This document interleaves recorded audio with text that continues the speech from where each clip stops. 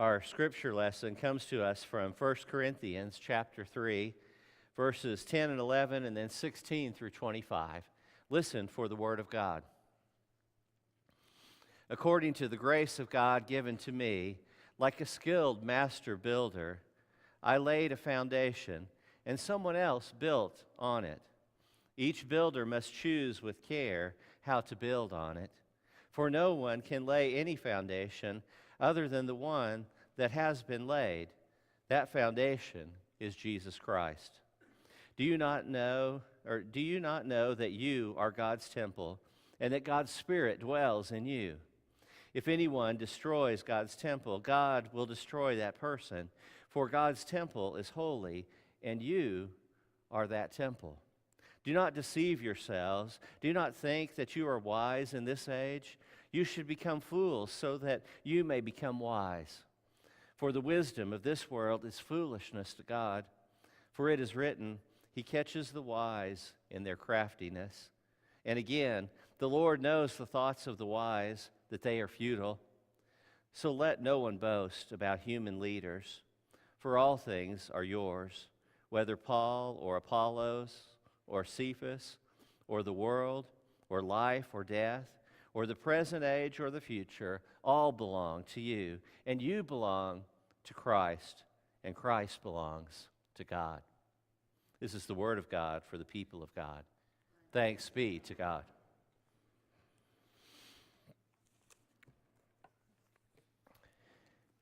Do any of you like do-it-yourself projects? I kind of enjoy doing them. Particularly when we lived in Atlanta, and for the first time we owned our own home. Angie and I gotten married. We were in seminary and college, and so we were in apartments then. And then when we came back to Oklahoma, we lived in a parsonage, and we were in parsonages. And then when we moved to Atlanta, we bought our home. And we bought one that was kind of a fixer-upper. There were a lot of projects to do, and we enjoyed just pouring ourselves into it. It was a lot of fun until you kind of get to the place where you get tired, right? That's the other side of that. And people today, they love do-it-yourself projects because we like to think we're saving a little money. We probably don't, I bet, by the time we ultimately finish up. But we like to think that, and we enjoy doing something with our hands as a part of it. Home and garden television, becomes quite popular. In fact, in our household, it's very popular. Angie would tell you I tend to turn it to ESPN, and she tends to turn it to the home and garden television. And so you could tell whoever was the last one, because it will probably be on one of those two. In fact, a couple of weekends ago, Angie goes on these retreats with other faculty members of universities across the state, and she was on one of those, and it's on like a Friday night, Saturday, and I'd come up here for the Emmaus reunion group, and I'd stayed up here working on a few things that needed to be done, and then when I got home, I turned the television on, and it was on the home and garden television show network, and so I didn't change it off immediately, and I don't know if any of you have seen it, or you might remember Brian Boitano, skater and Olympian, and he was working on a place in Italy, and it looked kind of interesting, so I watched a little bit, and then, he was working on all these projects and visiting out. Next thing I knew, almost 3 hours had gone by. I was still watching the same program because, they would go from one episode to the next, and kind of, you get so far in it, you want to see it to completion, right? And it can do that. We get caught up in a do-it-yourself project. And one of the things about our faith that's kind of interesting is that God doesn't do it all for us. God, I think, is the ultimate partner. God creates our life. God gives us life. God sets us on a path, but God doesn't do it all for us. There's a part of our faith that requires our action. It takes our participation as well. God is, in that sense, the ultimate partner. Not that we accomplish something by our task, but that we participate. And that God, it seems when you look throughout history, God always chooses to find a way to use us to accomplish His means and ways. That we are a part of God's hands, God's feet, to carry out mission and service to the world. Not that we just, it's not that we just pray, God do this, and God goes and does it. God works through people over and over and over and over and over again. Haven't you experienced it? People in your life who have been God's care for you, who have spoken a word, who have encouraged you, that a time when you were at a place of despair and need, they have come along and helped to build you up. God, I think, is the ultimate do-it-yourself project person working with us in our lives, helping us to put our lives back on the right path. Not that we accomplish it, but that we do it with God as a partner. Whenever, I guess, as kids, you dream about things you want to do in life. But I remember the first time I really thought of a career that I wanted to do. I was in middle school. I excelled in math and geometry and those kinds of things. And all of a sudden, it kind of clicked. I wanted to be an architect. I knew it. That's what I wanted to do. And so I kind of put myself on that path. I took all the drafting and architectural classes I could in high school. I took all the ones that were needed. In fact, I'd done so many of them that my senior year, there were no longer any more drafting or design classes for me to do. So the professor or the teacher let me enroll in a freshman class and teach the freshman class and learn new things in that process.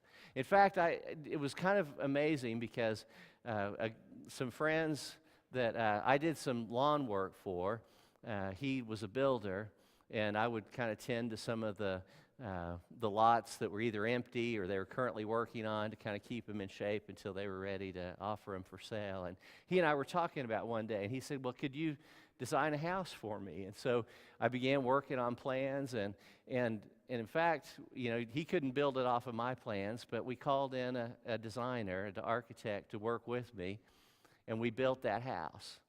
And I was 17 years old. It was amazing. It was a lot of fun. I didn't make any money off of it, but I can still drive you by that house and show you where it is. And yet, in the midst of that, I also felt God working in my life, and I felt a call to ministry.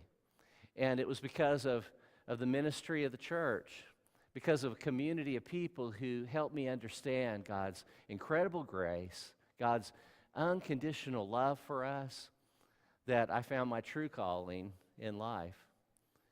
I still kind of would like to fancy myself as someone who can read a blueprint and know what, all that means and what's to be done. But God is the designer. God is the architect of life.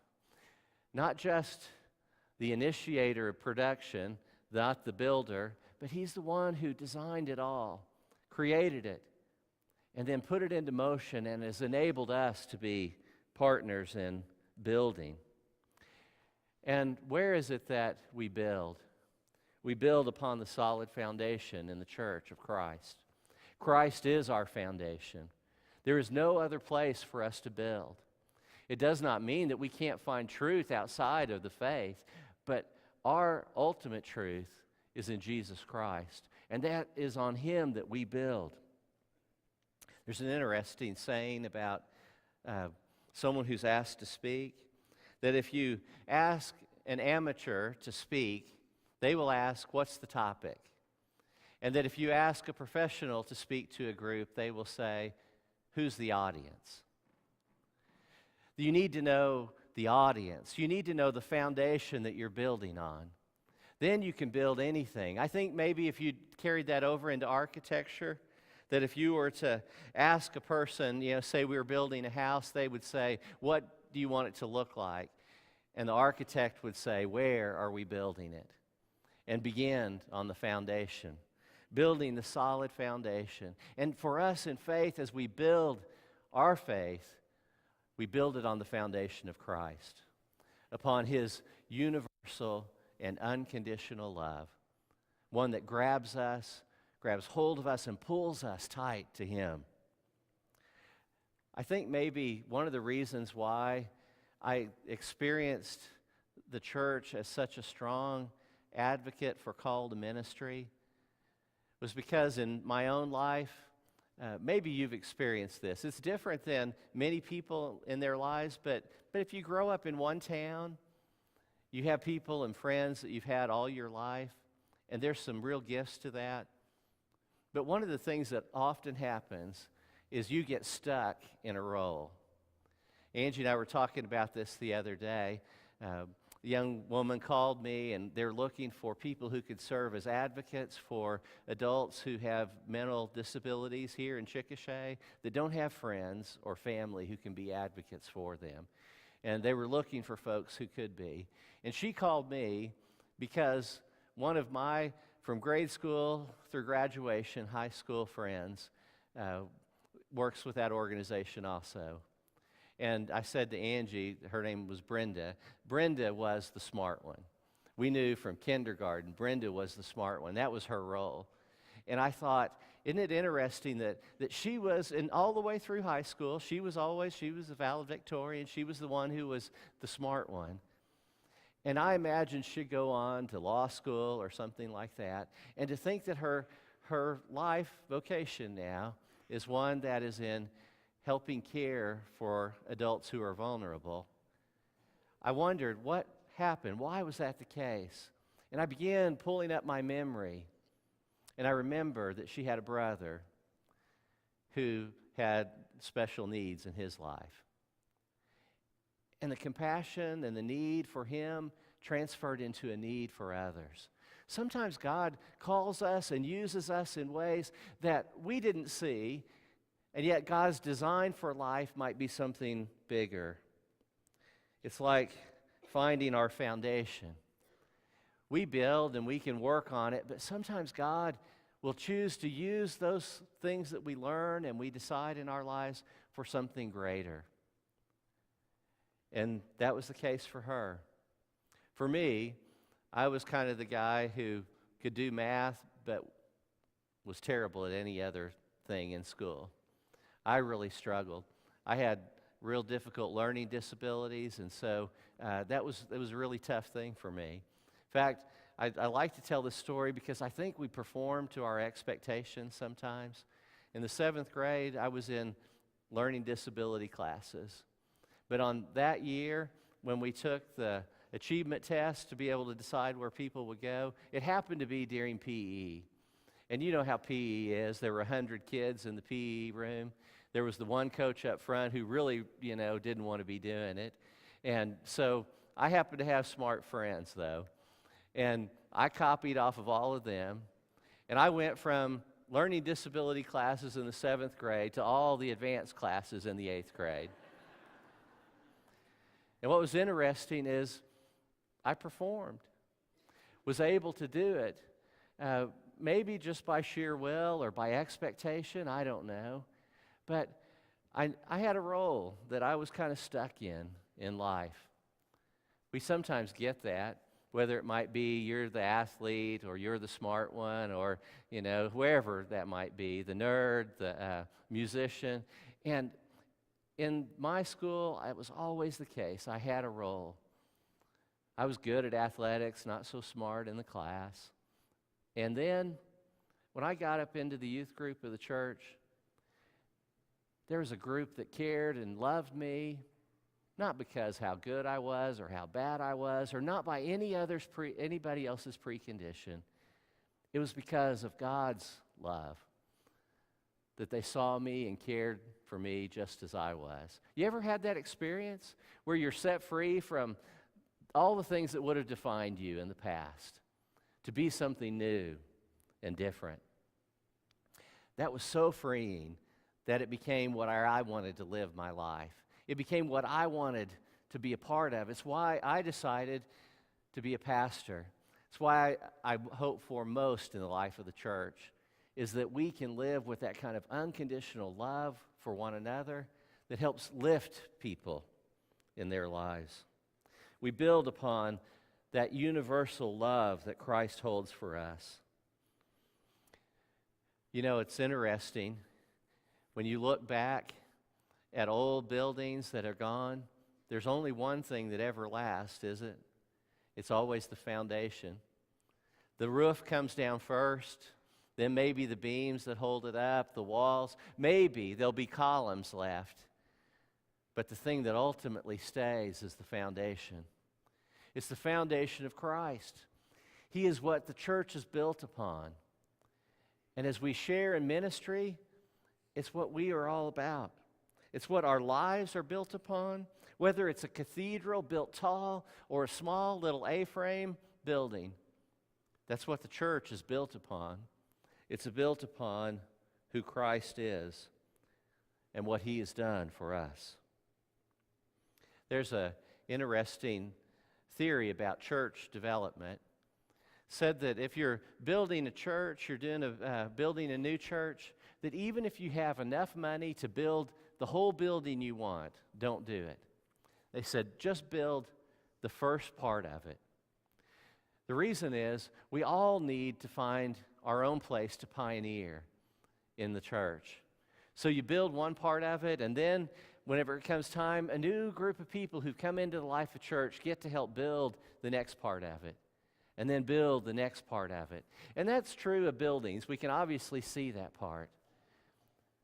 But it's also true of the ministries of the congregation, that we need to continue to build new ministries that reach out with the love and care of Christ to a world that's broken and divided and in need of that care. In the church, we should always be forging new ministries. We won't always get them right. Sometimes we'll mess up. I had a friend, after having been at a church for a good long while, he was moving. And his last sermon, he said to the congregation, his last sermon was titled, "A Celebration of Great Failures." And in his last sermon, he didn't go and talk about, here are all the great things we accomplished. He said, do you remember back when we tried doing this and it didn't work? And you remember how we tried this and it didn't work?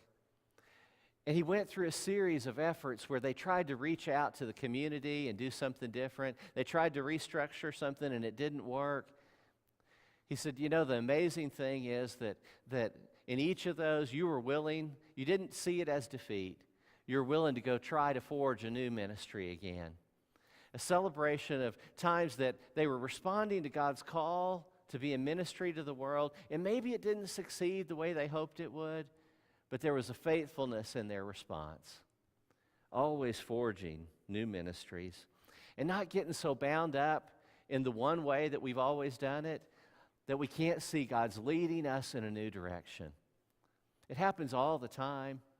We hold on to that moment that we loved and the way it worked for us in that moment. Our success becomes the difficulty for our succeeding into the future because we want to grasp and hold on to it. I do. I love to do the same things that have worked for me over and over again in ministry. I love to do those. And yet, sometimes God calls us in ways that maybe we've never tried before or expected. We build upon the ministry of Christ, and He is our foundation. And we build a church, and we have built an awesome facility here as our church. It's beautiful. It's a wonderful place to be able to come and to worship and to study and to enable ministry and to provide a daycare for kids in this community. There are so many things that happen in this building, and we need to take care of it, and we do. We have a trustees committee that works hard to care for this building. But as you know, ultimately, we're not about buildings. We're about changing lives. And the building is a tool for that. Everything that happens in this church ought to be about changing people's lives with the love of Christ. That's what everything is about. And so when we have trustees meetings, it's about enabling this church to be able to do that. When we have finance committee meetings, it's about enabling the church ministry to take place. Whatever the meeting is, it's all about one thing. We do it in different ways. We talk about different means to enable the mission of the church to happen. And we do. You could go through a long list of the care and the projects that have been taken on to help make this building be a great tool. It is, and we have, and we'll continue to do so. But the church is more. We recently kind of developed an icon for the church, a logo for our congregation, and it's inspired by our building. You can see that easily. Becomes one that we're going to use kind of throughout our church. You'll see it over and over again, and symbolizing who we are as a congregation, this beautiful sanctuary, but in ministry, reaching out to the world. This place houses our ministry, and it even serves as a symbol in this way. But almost every church that's ever existed in history is gone. I don't know if you know that. Most churches that have ever been, they live their life, they serve their time, and then it's over. There are old foundations of churches that served and were there and then moved on and gone. And it's because our building is not our mission. The building simply enables it. And we are building a ministry. Sometimes it feels counterintuitive. Sometimes it feels upside down because the ministry of the church is really about giving away. It's about giving to the world. It's not about serving ourselves. It's about serving the world. Self-preservation is always the beginning of the end for a church. When it begins to think about preserving itself, then it becomes always about oneself and not about ministry, and it's the end. You can see it turn. But when the church is about outwardly reaching and transforming people's lives, then it changes. I think we missed one of the images getting in there. It was one of our Sunday school classes. It was one where we had of our children's Sunday school that would have been there. They were all gathered around the table a few weeks ago after a lesson that they had done on cooking. And the lesson of cooking was conveying a special lesson message for that day. You just see these kids all gathered together. They're just waiting for it to come out and be ready to go. And it's because through that lesson, through everything we do, we're about building disciples. You see it on the front of our bulletin, making disciples of Jesus Christ for the transformation of the world. Building disciples, making disciples, growing disciples. Our children, our youth, us, every one of us on the path of being made a disciple, not just so that we're making disciples, but for the transformation of the world. And it takes place as we go forward to serve. It takes place as we move from congregation to our workplace. And as we move out into the world. We're trying to find the picture. That's all right if we can't. But as we move ourselves out here, from here to the world, we go in to serve. And you do it as teachers. You do it as doctors. You do it as attorneys. You do it in your daily work. You go to make a difference. And even if it means working in construction, even if it means working in the oil field, you're on a mission. You're on a mission to go and to serve Christ. And part of that is in doing your job the best you can.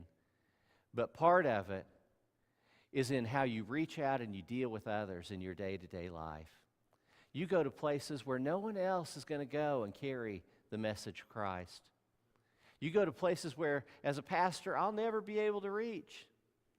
You are God's hands and God's feet on a mission from Christ to make a difference. And that's what the church is about.